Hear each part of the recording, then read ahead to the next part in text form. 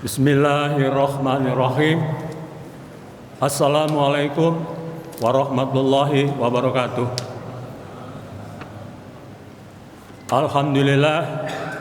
Alhamdulillahilladzi anzala ala abdihil kitaba wa lam yaj'al lahu iwaja liyukhrijan nasi bihi minadh dhulumati ilan nur. Asyhadu an la ilaha illallah wahdahu la syarikalah wa asyhadu anna sayyidana Muhammadan abduhu wa rasuluh la nabiyya ba'dah.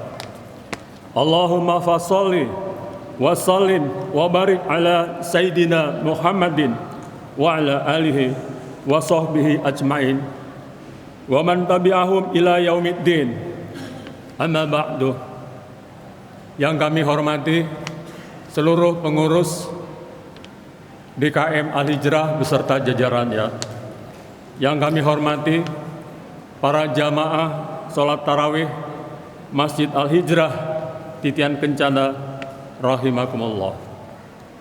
Marilah kita haturkan segala puja dan puji kepada Allah Subhanahu wa taala yang telah menurunkan Al-Qur'an sebagai petunjuk bagi manusia untuk mengeluarkan manusia dari kegelapan menuju cahaya terang benderang.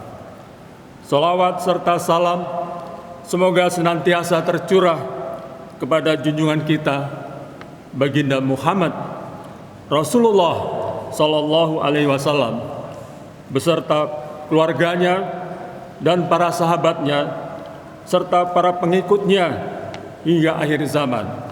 Amin ya rabbal alamin. Semoga kita semua mendapatkan syafaat dari baginda Nabi Muhammad Rasulullah sallallahu alaihi wasallam di yaumil akhir. Amin. Amin ya rabbal alamin. Jemaah salat tarawih Masjid Al-Hijrah rahimakumullah. Malam ini kita memasuki malam ke-27 bulan Ramadan. Kita berpuasa insyaallah tinggal 3 hari lagi. Jika sidang isbat Kemenak memutuskan puasa selama 30 hari. Semoga dengan puasa ini Allah menerima semua amal ibadah kita dan menambah keimanan dan ketakwaan kita serta mengangkat derajat kita ke tempat yang lebih tinggi lagi dan membebaskan kita dari api neraka. Amin ya rabbal alamin. Jemaah salat tarawih Masjid Al-Hijrah rahimakumullah. Pernahkah kita membayangkan jika kita ingin berbicara dengan Allah, maka kita berdoa kepada Allah untuk memohon apa yang jadi kebutuhan kita. Namun, tahukah kita bagaimana cara Allah berbicara dengan kita? Jemaah salat tarawih Masjid Al-Hijrah rahimakumullah. Para ulama memberikan nasihat yang sangat menyentuh. Saya ingin menyampaikan kepada para jamaah pendapat para ulama, antara lain Fudail bin Iyad, seorang tabi'in dan tokoh sufi terkemuka. Imam An-Nawawi, seorang ulama besar. Kiai Haji Abdul Rauf Marzuki. Mereka berpendapat bahwa jika engkau ingin Allah berbicara denganmu, maka bacalah Al-Quran. Dalam Al-Quran surat As-Sad ayat 29, Allah berfirman, A'udzubillahi minasyaitonirrajim. Kitabun anzalnahu ilaika mubarakul liyadabbaru ayatihi waliyatadzakkara ulul albab. Ini adalah sebuah kitab yang kami turunkan kepadamu, penuh berkah agar mereka mentadaburi, memahami, menghayati ayat-ayatnya. Maknanya adalah Allah menurunkan Al-Quran untuk dipahami, di mana saat mentadaburi itu seseorang sedang berkomunikasi langsung dengan Allah. Al-Quran bukanlah sekedar tulisan biasa, melainkan adalah kalamullah, perkataan langsung dari Allah Subhanahu wa taala. Setiap huruf, setiap ayat yang kita baca adalah sapaan langsung dari Sang Pencipta kepada hambanya. Dalam surat Al-Anfal ayat 2, A'udzubillahi minasyaitonirrajim. Innamal mu'minuna alladzina idza dzukirallahu wajilat qulubuhum wa idza tuliyat alaihim ayatuhu zadathum imanau wa ala rabbihim yatawakkalun. Sesungguhnya orang-orang mukmin adalah mereka jika disebut nama Allah gemetar hatinya, dan jika dibacakan ayat-ayatnya kepada mereka bertambah kuat imannya, dan hanya kepada Tuhannya mereka bertawakal. Maksudnya adalah ini adalah sapaan Allah melalui ayat-ayatnya akan meresap ke dalam hati dan menambah keimanan. Dan masih banyak ayat-ayat Al-Quran yang berkaitan dengan ini. Namun karena keterbatasan waktu, kami cukupkan ayat ini saja. Para jamaah sekalian rahimakumullah, dalam pandangan para ulama tersebut ada 4 hal yang perlu kita perhatikan ketika membaca Al-Quran. Yang pertama adalah bahwa Al-Quran adalah dialog kita dengan Allah Subhanahu wa Ta'ala, Tuhan semesta alam, dan bukan sekedar bacaan. Saat kita membuka mushaf dan membaca terjemahannya, Allah sedang menegur, menasihati, menenangkan, dan memberi perintah kepada kita. Saat kita membaca ayat tentang rahmat, Allah sedang menenangkan hati kita. Saat kita membaca ayat-ayat tentang azab, Allah sedang memperingatkan kita. Saat kita membaca kisah para nabi, Allah sedang memberi pelajaran kepada kita.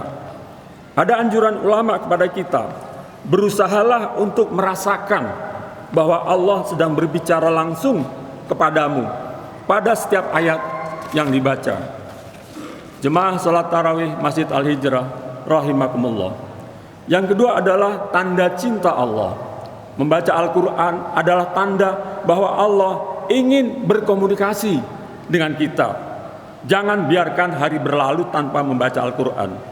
Hidup yang jauh dari Al-Quran akan terasa rapuh dan hampa, seperti hati yang kekeringan. Sebaliknya, ketika kita menyibukkan diri dengan Al-Quran, Allah akan memberikan ketenangan dan memenuhi hati kita dengan kebahagiaan. Yang ketiga adalah syafaat di hari kiamat. Rasulullah Shallallahu Alaihi Wasallam bersabda, barang siapa yang membaca satu huruf dari kitabullah Al-Quran, maka baginya satu kebaikan, dan satu kebaikan itu dibalas dengan 10 kali lipatnya. Hadis riwayat At-Tirmizi. Lebih dari itu Al-Quran akan datang pada hari kiamat sebagai pemberi syafaat, sebagai penolong bagi pembacanya. Jemaah salat tarawih Masjid Al-Hijrah rahimakumullah. Kalau kita tinjau dari sejarah umat Islam yang panjang, sesungguhnya kita mencatat ada kerajaan Bani Umayyah hampir 100 tahun. Kemudian ada Bani Abbasiyah selama 500 tahun. Dilanjutkan dengan Turki Seljuk hampir 200 tahun. Kemudian dilanjutkan dengan Turki Ottoman selama hampir 700 tahun. Belum lagi kerajaan Islam di Andalusia selama hampir 800 tahun. Selama periode panjang kerajaan Islam itu, prestasi umat Islam sangat maju dalam bidang ekonomi, ilmu pengetahuan, teknologi, filsafat, kebudayaan. Islam telah membangun peradaban yang sangat maju pada saat itu. Teknologi fotografi dan kamera ditemukan oleh ilmuwan Islam abad 11, yaitu oleh Ibnu Al-Haytham. Orang barat menyebutkan Al-Hazen. Beliau meletakkan dasar optik modern melalui karyanya Kitab Al-Manazir atau buku optik.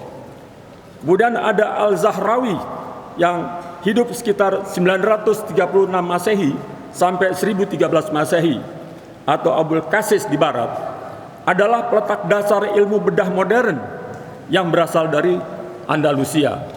Ia dikenal melalui kitab At-Tasrif, ensiklopedia medis yang mengenalkan lebih dari 200 alat bedah, termasuk catgut, benang bedah, pisau bedah, skalpel, dan retraktor. Karya-karyanya menjadi kurikulum kedokteran Eropa selama berabad-abad. Kemudian ada Ibnu Sina yang dikenal sebagai Avicenna, adalah bapak kedokteran Islam dan dunia yang diakui secara luas atas kontribusi besarnya pada ilmu kedokteran. Karya monumentalnya Al-Qanun fi Al-Tib, The Canon of Medicine, menjadi rujukan utama kedokteran di Eropa dan Asia selama berabad-abad. Beliau adalah polimatik yang meletakkan dasar kedokteran modern. Kemudian ada Ibnu Khaldun yang hidup sekitar 1332 sampai 1406 Masehi, adalah bapak sosiologi Islam sekaligus perintis ilmu sosial modern. Melalui karya monumentalnya Muqaddimah, yang menganalisis gejala sosial, sejarah, dan ekonomi secara kritis serta merumuskan konsep ashabiyah atau solidaritas sosial sebagai dasar terbentuknya peradaban. Selanjutnya ada universitas pertama di dunia, Universitas Al-Qarawiyyin, didirikan oleh seorang wanita muslim bernama Fatimah Al-Fihri pada tahun 859 Masehi di Fez, Maroko, yang menggunakan warisan kekayaannya untuk membangun masjid dan pusat pendidikan yang kemudian berkembang menjadi universitas tertua yang masih beroperasi hingga saat ini menurut UNESCO dan Guinness World Record. Jamaah sholat tarawih Masjid Al-Hijrah rahimakumullah. Daftar prestasi ini masih sangat panjang dan tidak mungkin kami sebutkan semua karena keterbatasan waktu.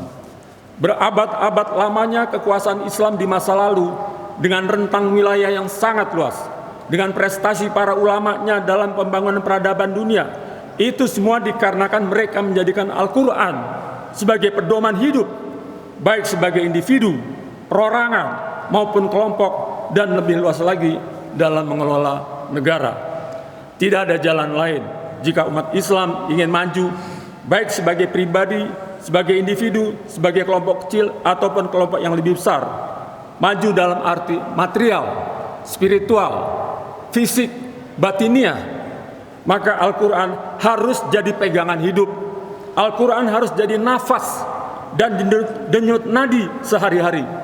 Al-Quran harus menyatu dalam diri dan jiwanya. Dengan menghafal beberapa surat panjang sesuai kemampuan, dengan memahami maknanya, dan secara rutin dibaca, baik dalam sholat munfarid maupun sholat sunat, Al-Quran akan menjadi sumber kekuatan bagi dirinya. Jemaah sholat tarawih Masjid Al-Hijrah rahimakumullah. Demikian yang dapat kami sampaikan. Lebih kurangnya mohon maaf sebesar-besarnya. Wallahu muwaffiq ila aqwamit thoriq.